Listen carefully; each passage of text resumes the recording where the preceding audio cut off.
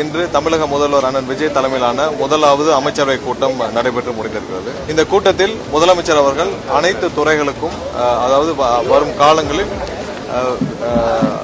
தொலைநோக்கு திட்டங்களுடன் வெற்றி தமிழகத்தின் தொலைநோக்கு திட்டங்களாக ஒவ்வொரு துறைக்கும் சுமார் ஒரு 436 திட்டங்களை முதல்வர் கொடுத்திருக்கிறார்.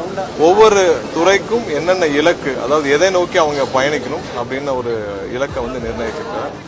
மொத்தம் 436 திட்டங்கள் ஒவ்வொரு துறைக்கும் கொடுக்கப்பட்டுள்ளது. அதாவது ஒவ்வொரு துறைக்கும் என்னென்ன எதை நோக்கி அவங்க எந்த தொலைநோக்கு திட்டத்தை நோக்கி அவங்க பயணிக்கணும்னு சொல்லிட்டு இதை அந்தந்த துறையினுடைய அமைச்சர்கள் அவங்களுடைய அதிகாரிகளுடன் அனைத்து அதிகாரிகளுடன் கலந்து ஆலோசித்து இதற்கான டீடைல்டு ஒரு திட்ட பிளானை அவங்க வகுத்துட்டு அதை எவ்வளவு நாளில் செயல்படுத்த முடியும், எவ்வளவு நாளில் செயல்படுத்தணும், விரைவாக செயல்படுத்த முடிக்க என்ன பண்ணணும்னு சொல்லிட்டு அதாவது முதல்வர் கொடுத்துள்ள ஒவ்வொரு திட்டங்களையும் தொலைநோக்கு திட்டத்தையும் விஷனையும் அவங்க எடுத்து செயல்படுத்துவதற்கான அனைத்து பிளானையும் அவங்க போட்டு முதலமைச்சருடைய ஒப்புதலின் பேரில் விரைவில் அதை நோக்கி பயணிக்கும் பணிகள் மேற்கொள்ளப்பட்டது.